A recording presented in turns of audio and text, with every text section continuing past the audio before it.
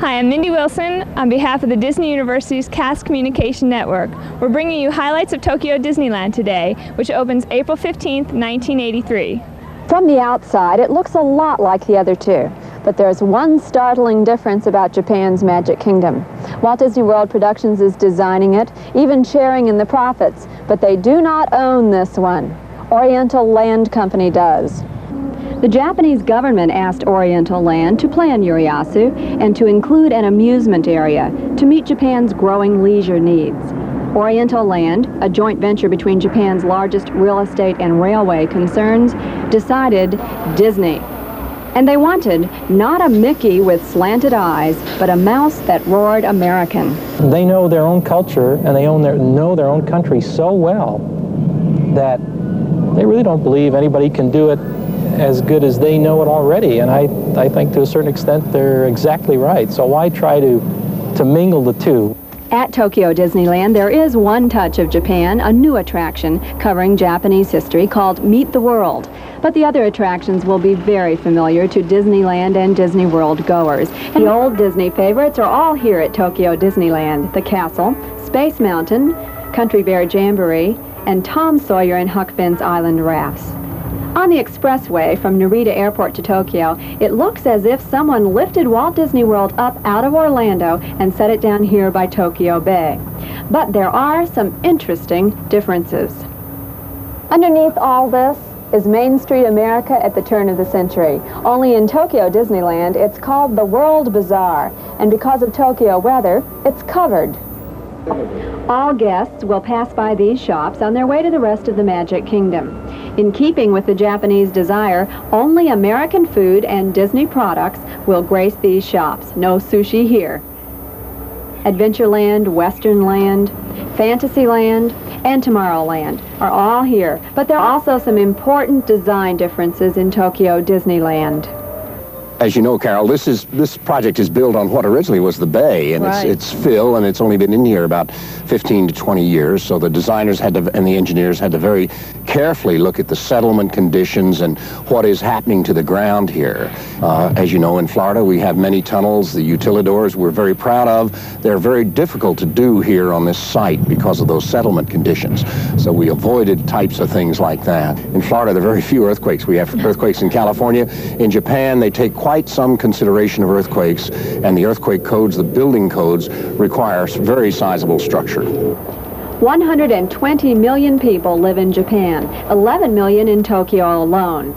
Sheer numbers call for what is probably the most interesting difference. No tickets at the gate, please. Reservations only for Tokyo Disneyland.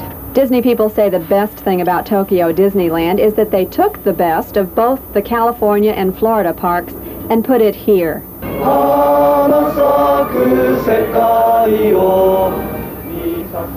In America, we hear a lot about the Japanese work ethic.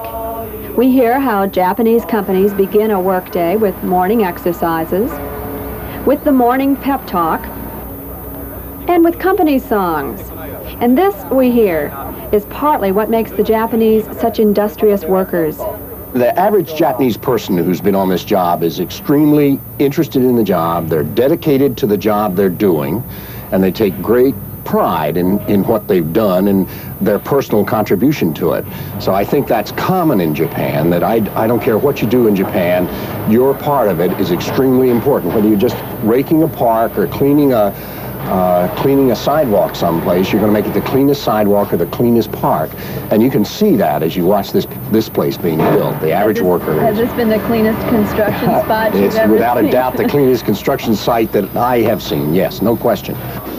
This work ethic has helped get Tokyo Disneyland finished ahead of schedule in about 20 months. More than 3,000 construction workers have been working on this park. Several hundred contractors were brought in by Oriental Land Company, the owners. Here, their national pride in work shines through this commemorative photo taking, a custom of many Japanese workers. Some of the other traditions may have to be set aside for the service workers at Disney. Will morning exercise be a Magic Kingdom must in Tokyo? I don't think so. Mainly because of the staggered shifts, because of the way our attendance is regulated. all the people won't be here at the same time. They'll come in different hours of the day. So no, we have never heard that that's going to happen. I think the work ethic dictates that you bow or nod to your work location coming to and from the job, and I think that's going to happen. To understand how these people will approach their jobs, you have to go back to scenes like this one. Children learning early to get their priorities straight. And in this case, work is very important and to be prepared for. This is a training session for the Grand Prix ride in Tokyo Disneyland. Most of these youngsters have never even been to a Disneyland, so training is from bottom up. We trained almost 200 people in the United States, Japanese people, that are the nucleus of our training corps here, along with 100 of my own people that are involved with training. The major difference would be that it's going to take about twice as long. And the reason is that the Americans that are assisting with training here are using an interpreter. So we've got to wait for the interpreter to translate it, and then we've got to double check to make sure the interpreter translated what was said. Initially, we used the same approaches we used at Disneyland and at Walt Disney World and, of course, at Epcot Center. We found now that we have to be a little more detailed. We have to spend a little more time explaining it. We have to document more than we've ever had to document in the past. We have manuals now in almost every subject in relationship to training and operation. The other major difference, I think, is that most of the people that we're training have never seen a Disneyland and have never seen Walt Disney World, so they're not really sure what we're talking about. Which could be a problem. Right. Well, it could be a problem, but it's not going to be a problem. It's not going to be a problem with employees like Kishiro Watanabe, 1975 world-class surfing champ, now a young marketing employee at Tokyo Disney. きめ細かいディズニーのですね、哲学からそれから I have been basically taught from the Walt Disney philosophy and also the park operation philosophy. It's been a childhood dream for me to work in these places, and I therefore wanted to work in Walt Disneyland and Walt Disney World. The biggest compliment to these youth comes from the Americans, who are training them to work in the Disney mode.